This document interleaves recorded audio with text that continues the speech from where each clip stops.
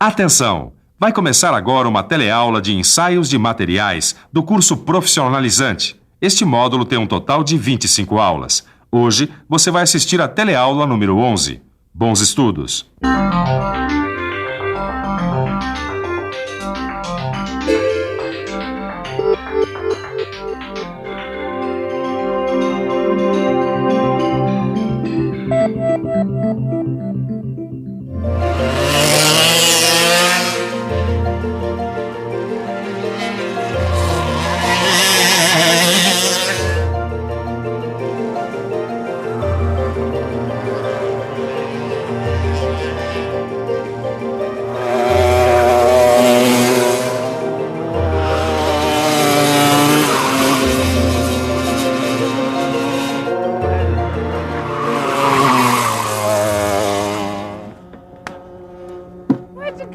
Mas você é cabeça dura mesmo, hein? Eu já não falei que você tem que abrir mais naquela curva? O problema é que a direção tá muito dura, né, Nilza? No duro? Eu tô dizendo, deu um duro danado e a máquina não respondeu. Meu amigo, ser piloto é dureza.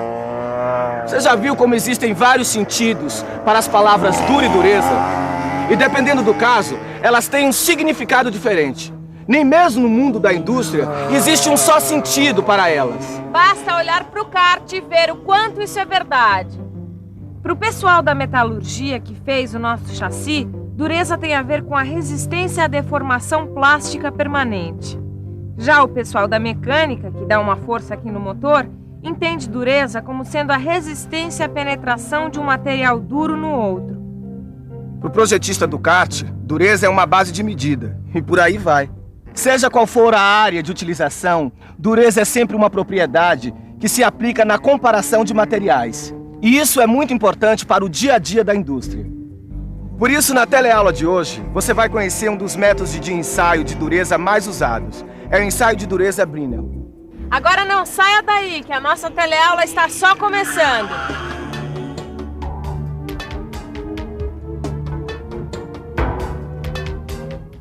Olá! Antes da gente começar essa série de 3 teleaulas sobre dureza, eu queria dizer que durante essas teleaulas eu vou apresentar o trabalho de um profissional acostumado a fazer esse tipo de ensaio. E eu estava aqui pesquisando para ver de onde vem essa história de avaliar a dureza dos materiais. Olha só que interessante. Esse livro conta que já no século XVII, o pessoal avaliava a dureza das pedras preciosas esfregando nelas uma lima. Mas nem só de pedra preciosa vive o profissional da indústria. Por isso, no século seguinte, apareceu um jeito de determinar a dureza do aço. Ele era riscado com minerais diferentes, mas isso também não deu resultado. Em 1822, surgiu então o primeiro método padronizado de ensaio de dureza. Ele foi criado por Mohs e acabou dando origem à escala de dureza Mohs. Ela é formada por 10 minérios padrões organizados em uma escala crescente do grau 1 ao 10. Isso é feito de acordo com sua capacidade de riscar e ser riscado. No entanto, ela não é boa para os metais, porque a maioria deles apresenta durezas Mohs entre 4 e 8. E assim, pequenas diferenças de dureza não são apontadas por esse método. Foi por isso que houve a necessidade de se desenvolver outros métodos melhores de controle do aço e de outros metais. Um deles é o ensaio de dureza Brinell. Ele foi divulgado em 1900 e logo foi muito bem aceito, por causa da relação que existia entre os valores conseguidos no ensaio e os resultados de resistência à tração. Quer ver como ele funciona? Então, fique de olho.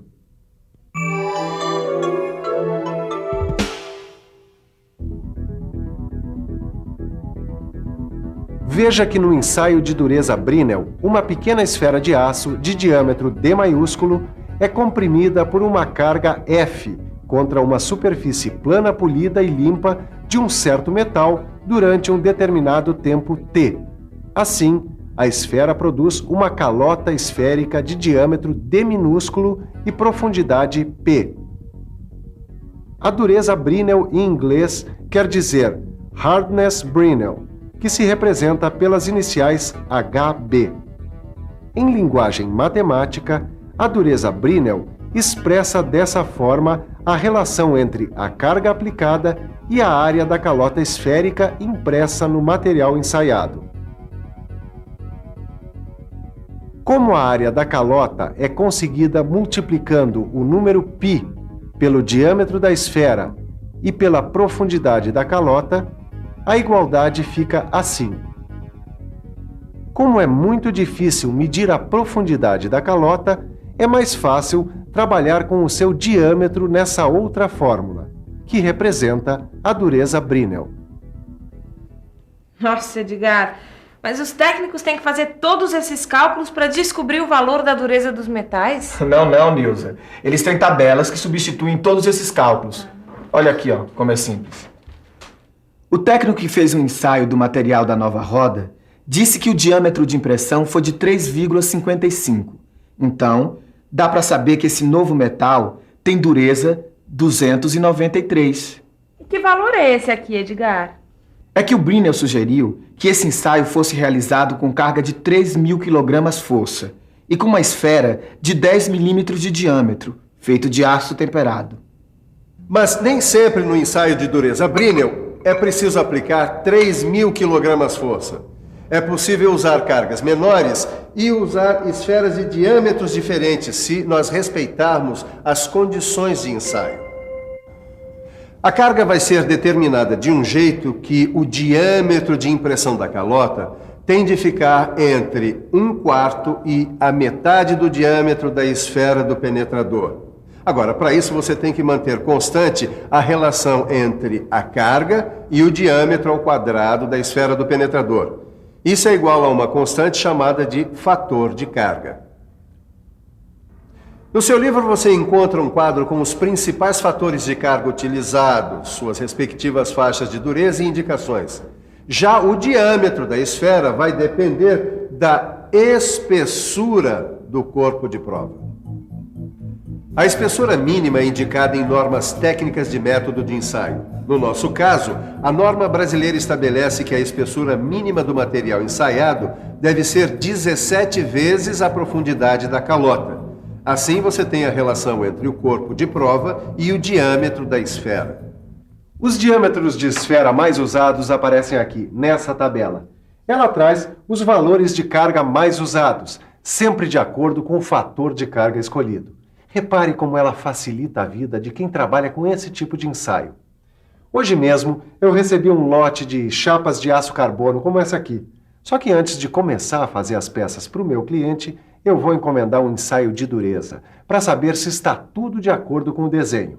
A única coisa que eu vou poder dizer para o técnico é que essa chapa tem 4 milímetros de espessura e dureza Brinell de aproximadamente 180 Hb.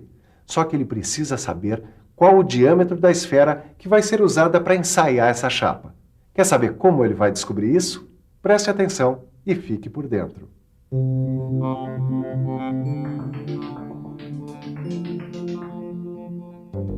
Para determinar o diâmetro da esfera, utilizamos as informações dos dois quadros que estão no seu livro de estudos. O técnico vai isolar o P da fórmula de dureza Brinell e montar a seguinte equação para a esfera de 10 milímetros. Desenvolvendo a equação, vai descobrir que a profundidade de impressão para a esfera de 10 milímetros é de 53 centésimos de milímetro. Agora, como a espessura do material ensaiado deve ser pelo menos 17 vezes maior do que a profundidade da calota, o técnico vai descobrir que a chapa tem de ter pelo menos 9 milímetros e 1 centésimo de milímetro. Ou seja, chapas de 4 milímetros não podem ser ensaiadas com a esfera de 10 milímetros. Puxa, Edgar, mas não é tão simples assim fazer o ensaio de dureza, não. Mas esse ensaio não é você que vai fazer, né? O ensaio de dureza é usado pelas indústrias. Ah, é? De que jeito? Bom, para fazer o controle no processo de fabricação de peças que nós utilizamos no nosso kart, por exemplo. Bom, você quer ver como esses ensaios são realizados? Então preste atenção.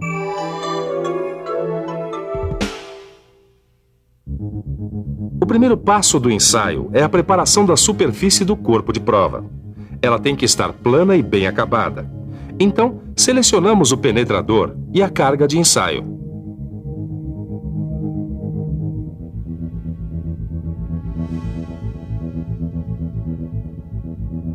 Aproximamos o corpo de prova da esfera e aplicamos a carga.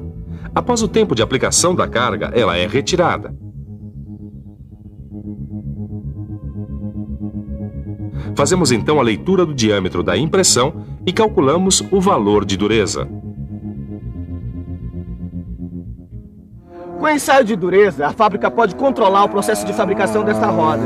Aí, a gente fica sabendo que dá para colocar essas novas rodas que vai dar tudo certo. Poxa, Edgar, esse ensaio Brinell é uma mão na roda. Só que existem vantagens e limitações no ensaio Brinell. O Brinell é muito usado para verificar a dureza de metais não ferrosos, ferro fundido, aço, produtos siderúrgicos e peças não temperadas. O Brinell é o único ensaio que admite ensaiar metais como esse que não tem estrutura interna uniforme. Além do mais, ele é super fácil de ser operado.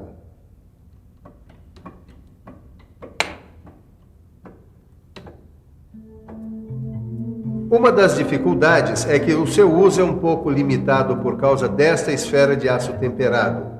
Com elas, só dá para medir a dureza até 500 HB, senão estraga a esfera. E não é só isso.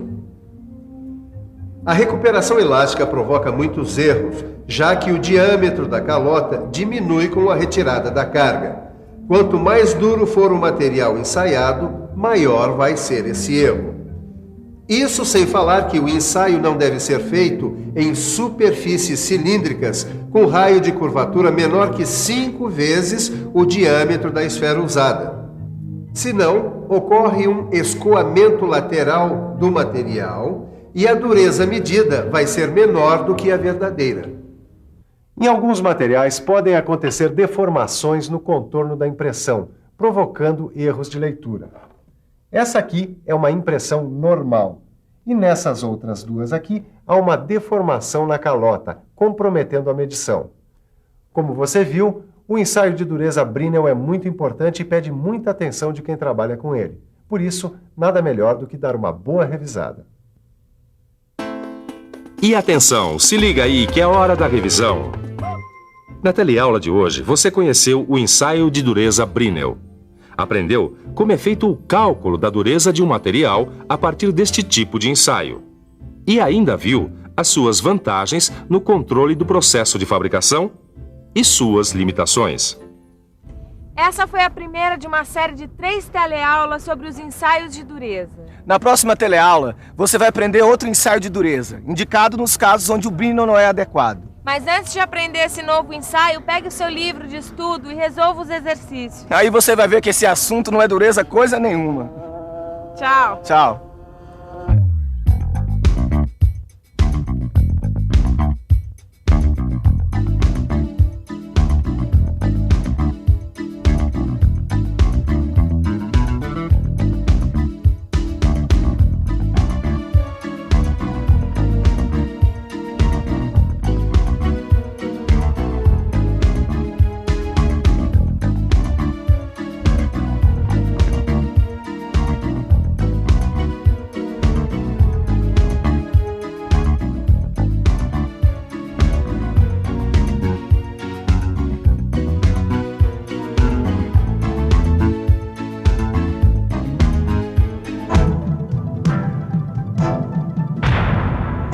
Telecurso 2000, um programa de educação do Sistema Fiesp e da Fundação Roberto Marinho.